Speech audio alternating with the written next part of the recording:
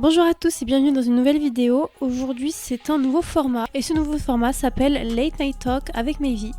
Et en gros c'est un format où c'est plus intime, plus personnel, plus difficile à en parler mais j'y tiens quand même. Et donc normalement c'est censé être des vidéos beaucoup plus longues que les Parlons Vrai. Et donc aujourd'hui on va parler de mon AVC. J'ai fait un AVC à 21 ans.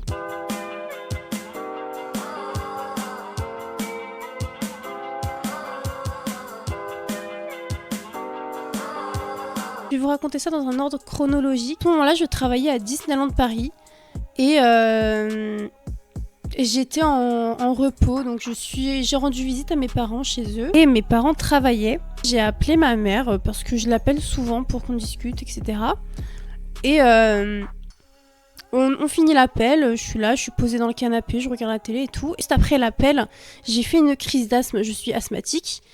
Et c'était vraiment une grosse crise et je me suis mise à tousser d'un coup, j'arrivais pas trop à respirer donc je suis allée dans ma chambre, j'ai pris ma ventoline et ça allait mieux, c'est passé.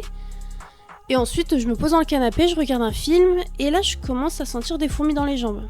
Donc je me dis c'est bizarre, faut que je me repositionne, peut-être que mon sang ne circule plus. Mais en me repositionnant j'ai remarqué quand même que ma jambe gauche elle était beaucoup plus lourde et que j'avais l'impression de pas vraiment pouvoir la contrôler. Alors que quand c'est vraiment des fourmis dans les jambes, tu peux quand même contrôler tes bras, tes jambes, enfin... Tu sais qu'il n'y a rien d'anormal. Là, je savais qu'il y avait quelque chose qui allait pas. Je saurais pas vous dire ce qui se passe entre temps, j'ai pas tous les détails dans la tête, mais je sais que je crois que j'écrivais par message à quelqu'un, peut-être à ma meilleure amie, je sais plus. Mais je sentais que ma main gauche, j'arrivais plus à la contrôler. Dans le sens où... C'était difficile de taper un message, j'étais comme ça. Et je me suis dit, mais il y a un truc qui va pas. Donc je me dis, j'appelle ma mère, je lui explique un peu mes symptômes. Donc tout ça, je me le dis dans ma tête. Vous allez comprendre pourquoi je vous dis ça. Et au moment où je lui parle, je bégaye, je n'arrive pas à articuler. Ma bouche, mon visage est à moitié endormi d'un côté, donc du côté gauche. Je sens plus mes jambes, je sens plus mon bras gauche. Je lui dis, je suis paralysée, maman, j'ai besoin d'aide, aide-moi, aide-moi. Ça a paniqué dans ma tête, c'est comme si que dans ma tête, je savais ce que je voulais dire à l'oral, mais que ça ne sortait pas. Donc t'es prisonnière de ton corps, comme un mauvais rêve, comme un cauchemar. Un sentiment vraiment d'impuissance. Donc elle m'a dit qu'elle allait prévenir mon père, mais que moi je devais appeler les secours au plus vite. Et il faut savoir que quand on fait un AVC, on n'a pas les idées claires. Moi, je me suis dit, je vais aller dans ma chambre, je vais m'habiller, mon père va m'emmener à l'hôpital et je veux pas appeler les secours pour ça. En fait, je savais pas ce que j'avais.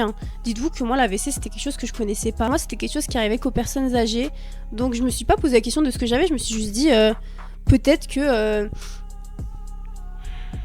Je sais pas, je m'affolais pas. Enfin, je m'affolais parce que je perdais le contrôle de mon corps, mais ça m'affolait pas plus que ça. Je me suis dit, on va me donner un médoc, ça ira mieux, je rentrerai chez moi ce soir, tu vois. C'est pas très logique quand j'en parle comme ça, mais sur le moment, ça me paraissait logique. Donc je suis allée dans ma chambre pour m'habiller. Je suis là, j'essaie de remettre ma chaussette et ma main ne coopère pas en fait. Donc je suis là avec mon pied. Arrive entre temps. Il me dit, mets tes chaussures, mets ton manteau, on y va là. Mais je le regarde, je fais, papa, je peux pas mettre mes chaussures ni mon manteau là. Mon bras est tout tordu dans tous les sens. Mon père qui essaye de m'habiller parce que c'était vers octobre, donc il faisait froid. Donc on part à l'hôpital. Moi je commence à baver d'un côté, c'est vraiment... une scène d'horreur pour mon père. En marchant jusqu'à l'hôpital, j'ai remarqué que j'étais encore plus paralysée. Je ne sentais vraiment plus rien, mais je marchais mécaniquement. En fait, c'était automatique, donc je marchais sans réfléchir. Je marchais comme on parle. Donc j'arrive, je dis à mon père, désolé, là faut que je m'assoie, je suis pas bien. Donc il prend un ticket, il attend pas qu'il soit appelé. En fait, il part directement dès que quelqu'un a terminé dans un des bureaux d'urgence. Il leur dit, écoutez, il leur explique la situation. Direct, on prend. Tout le monde se demande pourquoi, parce qu'il y avait un monde fou aux urgences et je suis passée avant tout le monde. Mon père qui me regarde pour que je vienne, je le regarde, il comprend direct que je peux pas me lever, je peux rien faire, je peux pas bouger. Donc il vient, il me maintient debout. C'est compliqué d'en parler. Ça rappelle un peu le stress, il revient un peu, vous voyez, je le ressens encore quand même. Et donc je m'assois sur un brancard, on me pose un tas de questions. Est-ce que je me drogue? Est-ce que je fume? Est-ce que je bois? Mon père, oui, je le vois à côté. Ça se voit qu'il panique, mais intérieurement, il contenait ses émotions. Il me demande de lever mes bras. J'y arrive pas. Je crois que je fais un mouvement vraiment comme ça parce que je me force mentalement à bouger mon bras. Donc au début, il y a que le bras droit qui se lève. Et l'autre, je suis comme ça. Je me souviens, il y a un petit mouvement comme ça. Donc là, on me dit, madame, vous faites un AVC. Ils font sortir mon père, ils enlèvent mes bagues et tout. Et ils me reposent les mêmes questions parce qu'ils se disent peut-être qu'elle ment parce qu'il y a son père. Donc non, je leur dis, nanana. les mêmes réponses. On m'emmène en urgence, on me met dans un brancard allongé, je passe un IRM, tout se passe super vite, donc on me bloque la tête, tout ça. J'avais déjà fait un IRM, mais jamais là. J'ai pas paniqué, j'étais plus très fatiguée. Je sens qu'on fait des trucs avec mon bras, mais je suis vraiment dans les vapes, quoi. Je réalise pas, je suis en train un peu de... Je suis dans un autre monde. En fait, il y avait du sang partout sur mon bras parce qu'ils se sont gourés quand ils ont essayé de... En fait, ça allait tellement vite qu'ils ont pété ma veine. Sur le moment, je l'ai pas senti parce que j'étais vraiment dans les vapes, je l'ai vu qu'après. Et donc, après m'avoir injecté un produit pour faire la première étape pour le caillou. Donc ensuite, on me fait attendre, on me fait patienter parce que je vais devoir partir en urgence dans un hôpital à Paris spécialisé qui a le matériel nécessaire. En attendant, ils font venir mon père. Moi, dans ma tête, je me dis, je suis éclatée, hein, j'étais crevée, je me suis dit mais faut que je lui montre que je vais bien, donc je souriais, genre j'étais comme ça. Alors que mon père il avait les yeux rouges, il me regardait en mode, il me caressait la joue, il me disait ah, ça va aller, ça va aller, ça va aller. Et dans ma tête je me suis dit mais c'est à moi de te dire que ça va aller. Je sais pas comment vous expliquer. Je voulais trop le rassurer, donc je souriais, je lui disais que je vais bien, ça va. Je lui dis, je répétais ça en fait. Ça se voyait clairement que ça allait pas, surtout que j'avais du sang partout sur le bras et moi je savais pas à ce moment-là. Je regardais mon père, j'étais là. Mon père nous suit jusqu'au parking où il y a les ambulances et on lui dit dites-lui au revoir. Dans ma tête je me disais à tout moment je crève dans le camion, à tout moment je crève, mais je voulais rassurer mon père jusqu'au bout, donc j'arrêtais pas de le répéter en souriant ça va je vais bien, ça va je vais bien, parce qu'en réalité quand tu fais un AVC tu souffres pas, hein. Donc même si on en meurt, c'est pas... on n'en souffre pas. Je me sentais pas mal, j'étais juste très fatiguée. Et mon père, je l'ai jamais vu comme ça. Et pourtant, il avait perdu ses parents peu de temps avant cet événement. Je l'ai vu triste. Mais ce soir-là, c'était autre chose. Hein. Quand il me rentre dans le camion, je dis à mon père le prénom de ma meilleure amie et il comprend direct que c'est pour l'appeler. Emergency assistance, this is Trina. Don't worry, Lily! Lily, Daddy's coming for you! I just wish my sister would put herself out there more. She has so much to offer. On m'emmène dans le camion, j'ai 2 ambulanciers avec moi qui me rassurent, qui parlent avec moi. Moi, tout ce que je fais, c'est bouger ma main gauche parce qu'ils m'ont injecté un produit déjà, donc j'ai peur de perdre le contrôle une nouvelle fois, donc je fais que de bouger ma main gauche, comme ça je la serre. En fait, la pensée que j'avais dans le camion à ce moment-là, déjà j'entendais la panique de celui qui conduisait et ça secouait énormément parce qu'il se dépêchait. Je me suis dit mais s'il se dépêche autant, c'est que là en fait je peux mourir. Et je me disais faut que je me prépare au fait que je vais peut-être mourir. J'avais peur de mourir avant cet événement. J'ai peur du rien, du vide. À ce moment-là, je peux vous dire que c'est pas de ça que j'avais peur. Je me disais mais je vais laisser mon petit frère de 10 ans. Il va grandir dans l'adolescence avec cette idée que sa sœur elle est décédée en fait. Et j'avais pas l'impression de lui avoir assez dit que je l'aimais. J'ai pensé à mes parents. J'étais soulagée d'avoir vu mon père une dernière fois avant de partir dans l'ambulance. Mais ma mère, après l'appel qu'on avait passé, je lui ai pas dit que je l'aimais. J'ai pas pu lui dire un dernier au revoir. Après j'ai pensé à ma meilleure amie et je me suis dit... Je sais pas, je saurais pas vous expliquer mon sentiment, mais vraiment c'est pareil, j'avais l'impression de pas avoir dit je t'aime aux gens que j'aimais. Moi franchement c'était difficile à accepter et la pensée qui m'est traversée après avoir pensé à ces personnes, j'ai rien fait de ma vie. J'ai rien fait de ma vie. Quand j'arrive à l'hôpital à Paris, tout se passe très vite. Moi, j'ai envie de pisser parce que ça fait des heures depuis mon départ de la maison jusqu'à l'arrivée à Paris.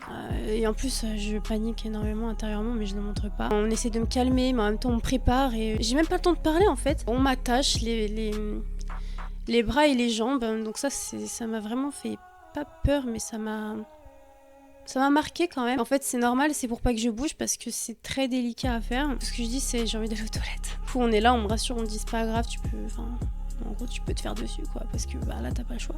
Là, on doit aller vite. Je me souviens qu'il y avait une dame derrière moi qui me tenait les joues. Vous voyez, elle était au-dessus de moi ici. Du coup, elle me caressait les joues, elle me disait que ça allait aller, que voilà, des paroles rassurantes. Mais ça me rassurait pas. Donc ensuite, on me dit prends une inspiration. Là, ça va te faire mal. Mon inspiration, et j'ai eu l'impression que j'allais m'évanouir, mais vraiment, ma vision elle s'est troublée, tout était noir, je me voyais partir et je suis revenue. Et tout s'est bien passé, juste quand je suis revenue, que je me suis réveillée un peu je crois que je me suis évanouie pendant quelques secondes, quelques minutes peut-être. J'ai senti que je m'étais fait dessus. C'était très humiliant, mais là, à ce moment-là, j'avais un mélange d'émotions entre l'humiliation, La peur, la panique, le stress, je suis toute seule, je comprends pas ce qui se passe. On m'emmène à l'hôpital le plus proche de chez mes parents et on m'emmène en soins intensifs. Ce que je leur dis, c'est j'ai soif, je meurs de soif, je m'en fous de bouffer, je veux juste boire. On me dit que c'est compliqué parce que je dois rester allongée toute la nuit jusqu'à ce que je vois un spécialiste le lendemain. Je peux pas me lever ni m'asseoir. Les aides-soignants étaient très très gentils avec moi, ils étaient vraiment incroyables. Donc ils m'ont donné des compresses imbibées d'eau que je devais mettre dans ma bouche. Donc j'ai bu comme ça et pareil pour faire mes besoins, je devais rester allongée et mettre une bassine en dessous de moi. Donc ça aussi c'était un peu compliqué. J'ai limite prié pour aller aux toilettes. C'était pas possible donc je me suis résignée. Je me suis dit bon bah fais dans le bol quoi. Je m'endors parce que évidemment c'était vraiment très très très fatigant tout ça. Ah il faut savoir que quand t'as un soin intensif à toutes les heures t'as la tension qui est prise automatiquement par la machine. Donc ça te réveille, c'est chiant. Ah non mais attendez, mais quand je suis arrivée à l'hôpital, on m'a pas laissé tranquille directement pour dormir. Hein. Ça j'ai oublié de vous raconter. Hein. On est arrivé, alors on me branche d'un côté, d'un autre côté, il y a un médecin qui arrive qui me fait passer à... Il y avait un moustique qui me fait passer tout un tas de tests, savoir si je peux parler, si j'arrive à comprendre. Moi, je suis tellement fatiguée que je parle pas et on me dit mais faut que tu me répondes avec ta voix parce que sinon je peux pas savoir si tu peux parler. Je devais répondre, j'étais en mode ouais, c'est ça, c'est un ballon, c'est une voiture. Le lendemain, j'ai pas faim, tout ce que je veux c'est voir mon père. Hein. Donc le médecin vient, le cardiologue et le neurologue aussi, je passe tout un tas de tests. On me dit que je peux m'asseoir, que ça va mieux, tout ça. Donc je peux pas me lever, mais je peux m'asseoir. Mon père passe me rendre visite et je crois que ce jour-là, ma meilleure amie vient avec sa mère. Je suis émue de les voir, je suis très contente d'avoir eu cette chance de pouvoir les revoir. Deuxième jour, pareil, tout un tas de tests, encore une fois, IRM, test échographie dans la nuque. Ce genre de choses. Prise de sang aussi parce que on veut savoir d'où ça vient cet AVC à 21 ans. D'ailleurs j'entendais dans les couloirs que ça m'appelait la jeune, donc c'était moi parce que j'étais en soins intensifs avec les personnes âgées, donc on m'appelait la jeune. Deuxième jour, il y a un de mes ex qui me rend visite avec une autre amie. Alors attendez, je vais sortir mon chat parce que là c'est un sujet sérieux. Je reste 3 jours en soins intensifs. Le troisième jour, je peux me lever un petit peu, j'ai vraiment du mal à me tenir debout, donc je reste dans un fauteuil roulant mais je fais quand même l'effort de le faire parce que ça, je me dis c'est un pas en avant de me lever de mon lit d'hôpital et de m'asseoir sur mon petit fauteuil roulant. J'étais contente quand mon père il est venu me rendre visite tous les jours. Et je lui disais, t'as vu, je suis sur le fauteuil, j'ai pu me lever aujourd'hui. Et j'étais trop fière de moi. Donc ensuite, on me met dans une chambre avec une personne âgée, une vieille dame qui était très gentille avec moi. Et ce jour-là, ma meilleure amie était venue me rendre visite toute seule et elle assistait à mon changement de chambre. Donc elle était trop contente pour moi que je quitte les soins intensifs. Le brancardier est venu déplacer mon lit et elle m'a suivie. En fait, il était derrière moi, il me tirait, elle était juste devant moi, elle nous suivait et elle me parlait. Enfin, c'était vraiment incroyable. Heureusement qu'elle était là. Ma meilleure amie... Je la perdrai pour rien au monde. Alors déjà, faut savoir que j'avais vu sur la tour Eiffel depuis ma chambre, je trouvais ça plutôt stylé. Je n'ai plus les photos parce que mon téléphone est mort et que là, je filme avec un ancien téléphone, donc j'ai plus rien, je peux rien vous montrer, mais peut-être un jour je vous montrerai sur les réseaux sociaux quand j'aurai réparé mon téléphone. Donc voilà, elle reste assez tard. J'ai même demandé à une infirmière si elle pouvait pas rester la nuit, dormir à côté de moi, tout ça, mais c'était pas possible. Cette infirmière, elle est restée un peu avec nous, elle a discuté avec nous et elle m'a posé des questions sur ma vie. Elle m'a dit mais tu sais que un corps il peut pas être réellement sain si à l'intérieur t'es pas saine. Donc elle m'a demandé si j'allais bien. Et j'ai craqué, je pense ça allait pas. Donc elle m'a dit là tu sais ce que ton corps il t'a fait, c'était un avertissement. Ça veut dire t'as une deuxième chance, saisis-la et prends soin de toi. Et elle m'a dit là tu vas peut-être perdre ton travail, tu vas peut-être devoir tout recommencer à zéro, mais toi t'es là et tu pourras toujours faire quelque chose de nouveau tant que toi t'es là. Le plus important c'est que tu sois là, le reste c'est pas important. Mais donc c'est vrai que j'avais peur de perdre mon travail à Disney parce que pour moi c'était un peu le travail de rêve et puis j'avais un peu galéré à trouver mon appart en aussi peu de temps et en un mois je l'ai trouvé vraiment par chance. Donc ensuite je suis restée une semaine à l'hôpital. Un examen qui m'a marqué en particulier que j'appréhendais de faire, c'est un examen qui est souvent foiré parce que les gens le supportent pas et je me suis dit si les gens le supportent pas, pourquoi moi je le supporterais. Et donc on me prépare très tôt le matin, on me fait ma prise de sang, on me met ma petite perf, on me donne des paroles d'encouragement, donc je me dis bon, ça sera apparemment un gros truc. J'entre dans la salle et c'est une échographie de l'intérieur, c'est-à-dire une échographie où en fait on te fait rentrer le tuyau dans ta bouche jusqu'à ton estomac, mais en gros ça te donne envie de gerber, très désagréable, très très très désagréable. Donc on te met un truc dans ta bouche pour pas que tu te mords la langue. Donc on te met un truc pour maintenir ta bouche ouverte. Elles sont deux, il y en a une qui me tient, qui me rassure, une autre qui fait l'examen. Comme dit, là je te montre juste la sensation que ça te fait, comme ça tu te prépares mentalement. Donc elle a recommencé une troisième fois et j'ai fermé les yeux. Et j'ai pensé à mes grands-parents qui étaient décédés. Je me suis dit, il faut que je tienne le coup, il faut que je pense à un souvenir d'enfance qui me fait plaisir. Donc j'ai pensé à eux, c'est à mon petit frère, j'ai pensé à ma meilleure amie, à mes parents. Et ça m'a donné la force nécessaire. J'étais un peu dans un autre monde. Je bougeais plus, je faisais la morte. J'ai réussi à faire l'examen et elles m'ont dit franchement, je sais pas où t'es partie, mais d'un coup tu t'es désactivé et on a pu prendre des bonnes images de ton cœur. Et l'examen est réussi. Et je peux vous dire que j'étais très fière de moi. Par contre, je n'avais pas envie d'avaler quoi que ce soit. J'avais juste envie de dormir. J'avais très soif aussi. Je crois qu'à l'hôpital, j'ai passé mon temps à boire. Mon père, il mangeait quand je mangeais pas mes plats. C'était très long, les jours à l'hôpital. Les derniers jours, j'attendais que mon père, en fait. J'attendais que mon père. J'ai pleuré devant lui. Je lui ai dit, papa, j'en ai marre. C'est difficile. C'est difficile mentalement. J'en ai marre. Je suis fatiguée. Je veux rentrer à la maison. Ensuite, je suis rentrée chez moi. J'étais en arrêt pendant 5 mois. Mes parents m'ont dit, le plus important c'est que tu sois là. Tout le monde me dit ça, mais moi d'intérieurement je suis morte en fait. Et j'étais triste de tout perdre. Mais ça n'arrive à personne, pourquoi ça m'est arrivé à moi quoi. Donc oui, les premières questions que je me suis dit c'est pourquoi moi, pourquoi maintenant. Le timing il est pas du tout bon là. J'ai des médicaments à prendre tous les jours. Au début ça allait, sauf que après j'ai pas... Mon corps commençait à rejeter un peu, je m'étouffais avec les médicaments parce que j'arrivais plus à les prendre en fait. Et j'ai fêté mes 22 ans en janvier, donc ouais j'ai eu l'AVC en octobre, je suis rentrée en novembre chez moi, enfin chez mes parents. Et en janvier je fête mon anniversaire, mes 22 ans, et c'était très particulier parce que je voulais pas le célébrer, je me suis dit ma vie elle continue mais non en fait j'ai envie de mettre la vie sur pause parce que moi là je suis en pause, ma vie elle est en pause alors je dois m'arrêter là. Mes parents ils m'ont fait un anniversaire surprise en petit comité, un petit gâteau, tout ça.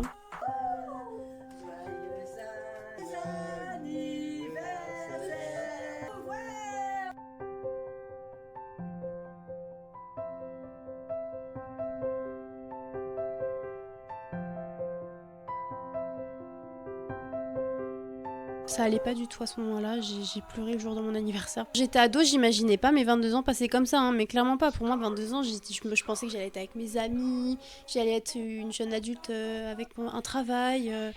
Je savais que à 20 ans, on a des problèmes, mais bon, de là, c'était compliqué à accepter d'avoir fait un AVC. Et je dis pas que c'est le problème le plus gros du monde, je dis juste que... quand ça nous tombe sur la gueule, ça nous fait bien chier quoi.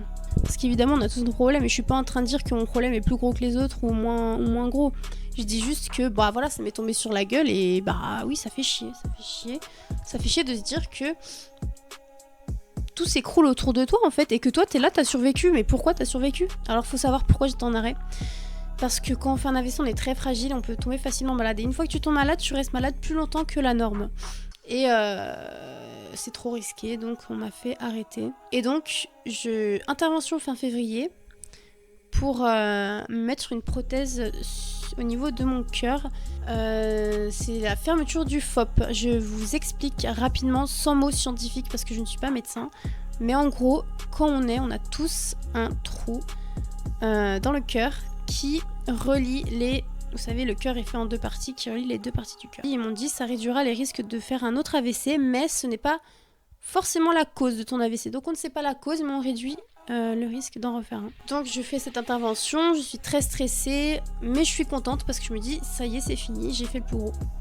Et quand on arrive au bloc, mais je tremble, je leur dis que j'ai froid, mais en fait non, c'est le stress, je stresse mais à mort. Donc l'intervention se passe très bien.